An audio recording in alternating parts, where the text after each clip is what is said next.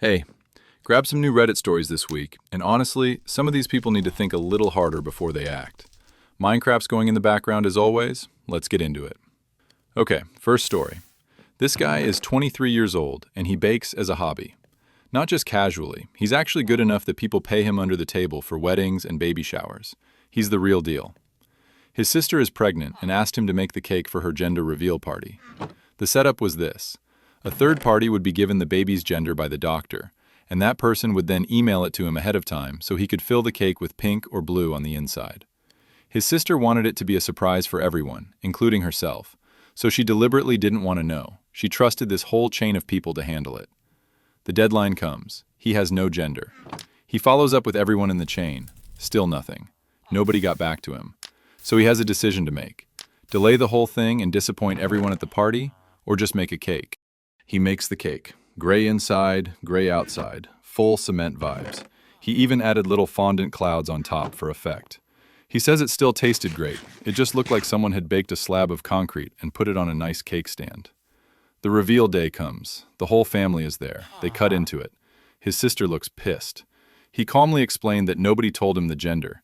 He reminded her that he followed up multiple times and the system she set up just didn't come through. He says he was relying on the process she created, not his fault that process failed. His sister said he was being passive-aggressive and that he could have just picked white or yellow or literally any other neutral color. Their mom agreed and said it felt like he was making a statement. He says he genuinely just didn't know what color to use and went with the most neutral option he could think of. Was he wrong for making the most neutral gender reveal cake in history? I'm going to be honest, I find this really funny. Did he follow up? Yes. Did he wait for the info? Yes. Did the system fail through no fault of his own? Also yes. Is gray a little bit of a choice? I mean, it kind of is. You can argue cement-colored with fondant clouds has a vibe to it. His sister's point that he could have picked white or yellow is valid. But the idea that he somehow sabotaged her gender reveal by making a neutral cake when nobody gave him the gender, I don't fully buy it. I think this lands somewhere between technically correct and you knew exactly what you were doing. Next one. This woman's husband had a workplace accident that left him unable to walk for several months. He's been recovering at home. She has been doing everything, working full-time, handling every household task, taking him to appointments, managing his medication, the whole thing, for months. During the recovery, he started getting verbally abusive.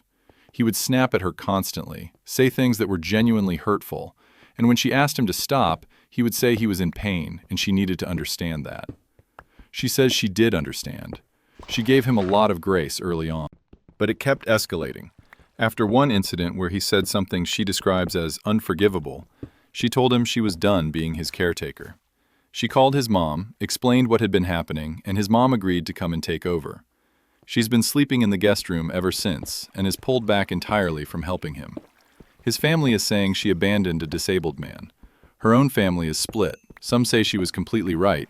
Some say she should have handled it differently given the circumstances. Was she wrong for refusing to continue as his caretaker? No.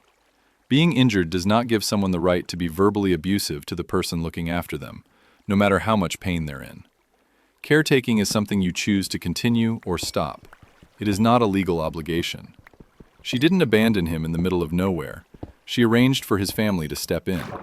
There is a difference between being patient with someone who is struggling and being a target for someone who won't stop. She tried, she communicated, it didn't change, she drew a line. That is a reasonable sequence of events. Okay, this next one got me a little. This couple got married earlier this year. In the months leading up to the wedding, they had a handful of family members who were consistently difficult, didn't RSVP properly, complained about the venue choice, pushed back on the catering, made demands about the seating chart. These were people who made the planning process noticeably more stressful. At some point, the couple made the decision to reach out to a few of these people privately and tell them it would honestly be better if they didn't come.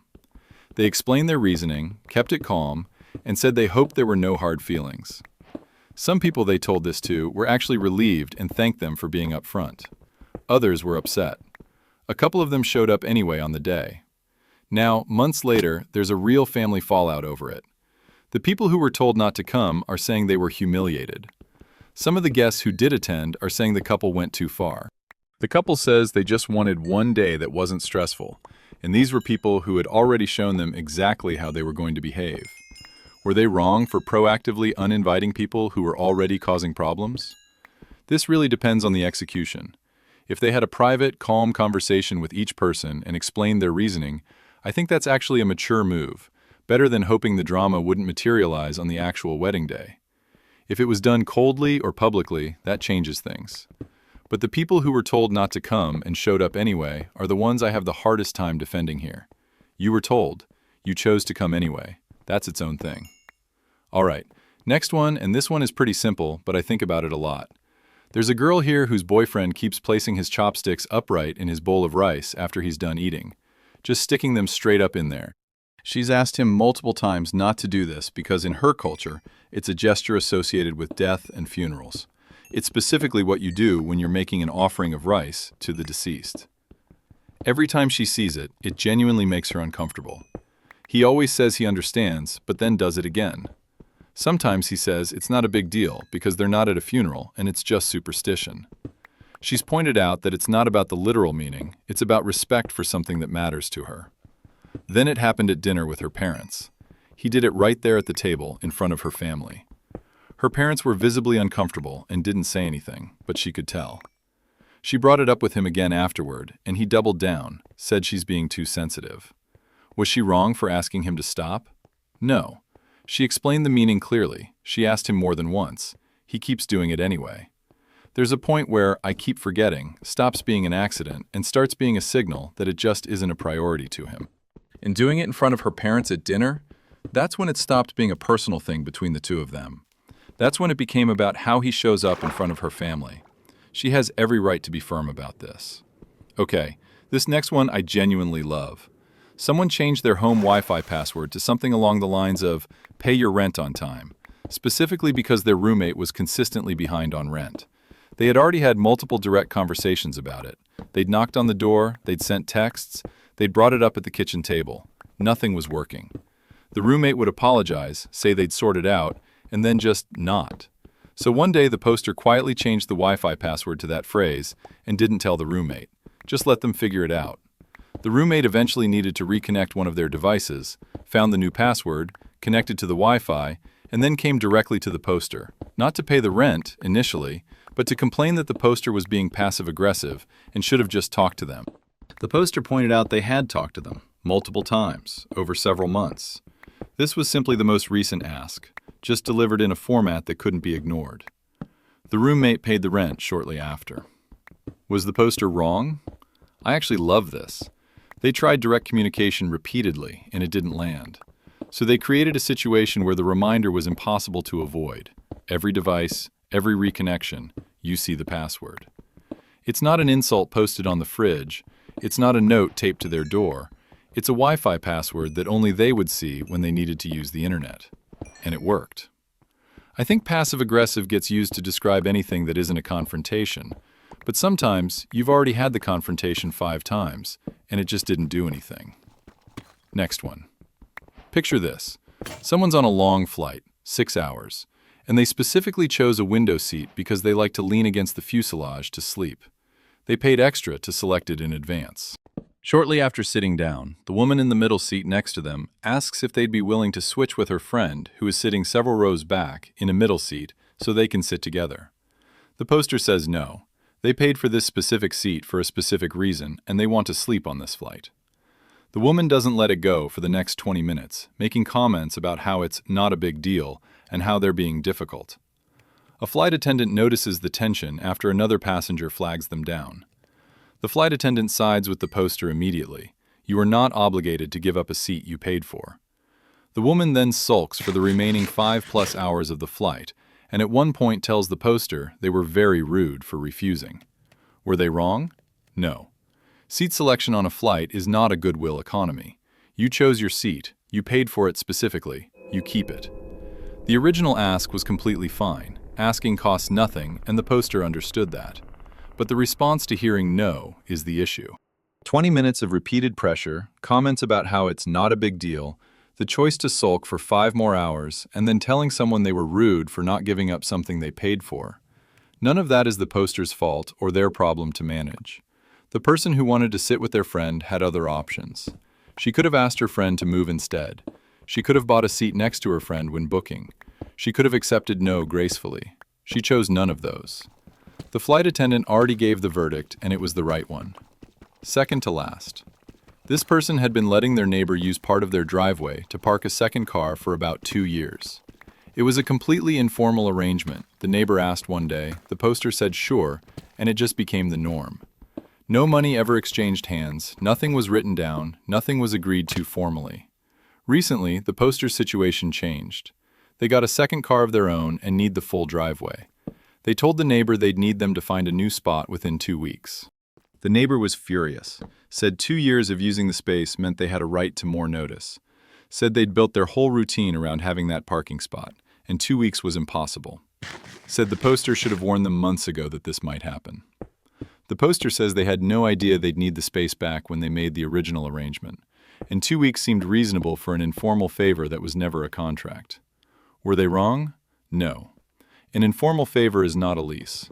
2 years of generosity does not create a legal or moral obligation to continue indefinitely. The neighbor had a good thing going. Free parking, no paperwork, no cost.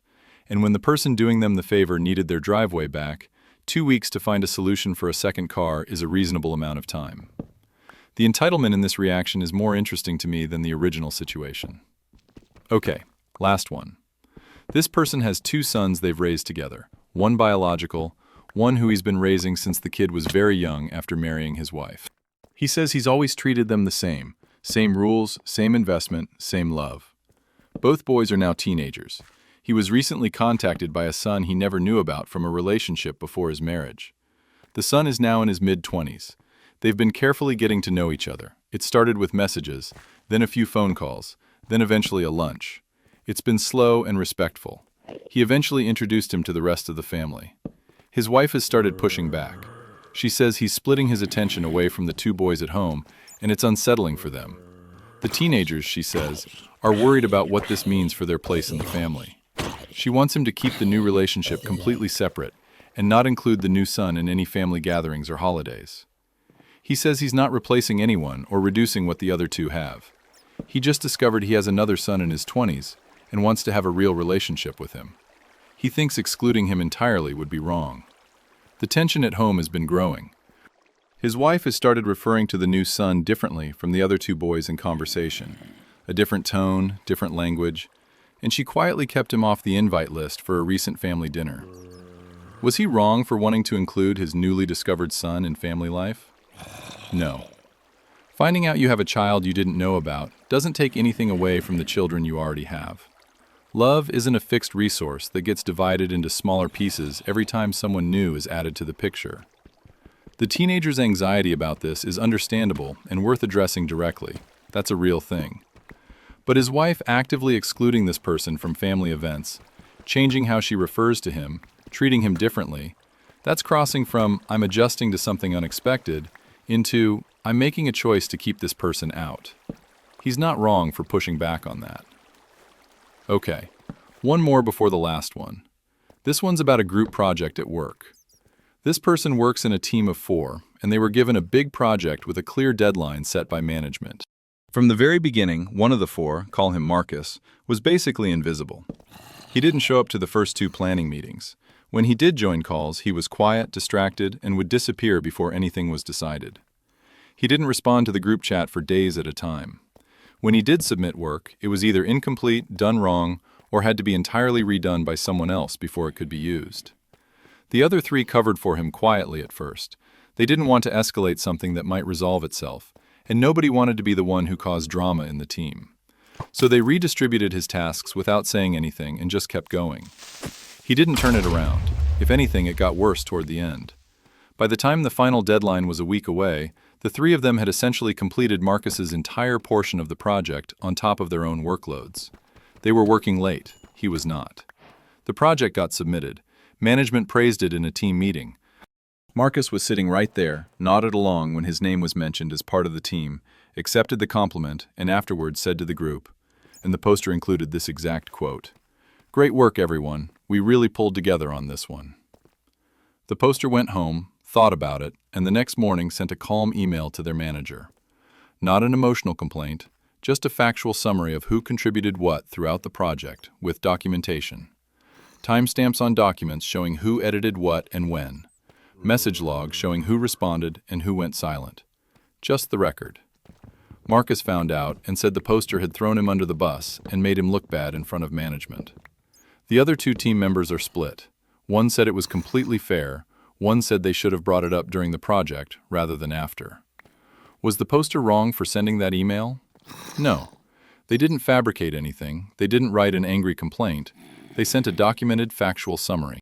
Marcus had the entire length of the project to contribute and chose not to. Then he sat in that meeting and accepted praise alongside people who had done his work for him.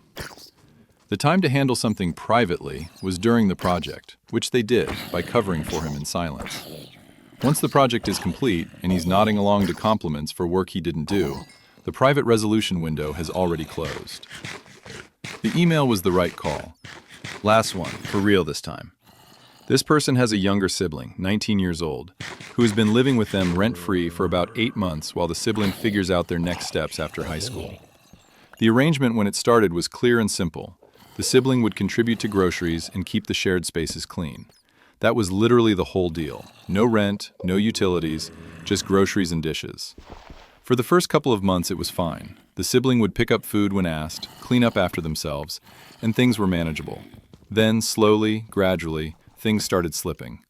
Grocery contributions stopped. The common areas, the living room, the kitchen, the bathroom, stopped getting cleaned. The siblings started coming home late, sleeping until noon, and spending most of the day on their phone or gaming. Whenever the poster brought it up, the response was always some version of, "I'll get to it," or "I've been really stressed lately." And then nothing would change.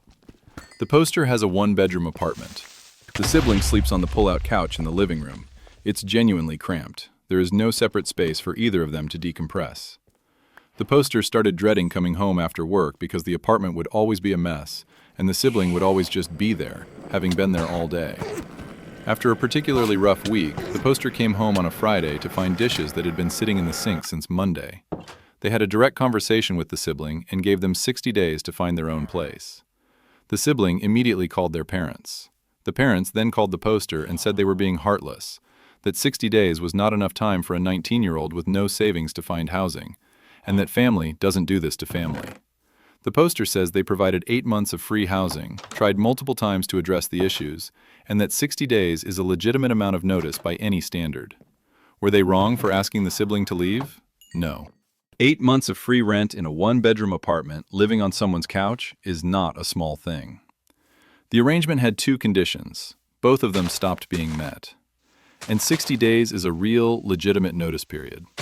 The parents saying it's heartless is interesting because the sibling is 19 and has parents with presumably a home. If 60 days isn't enough time, the sibling has somewhere to go in the meantime. The poster kept their end of the deal for 8 months. That's more than fair. All right, now that's actually it. Thanks for watching. Subscribe if you enjoyed this. More Reddit stories coming soon. See you next time.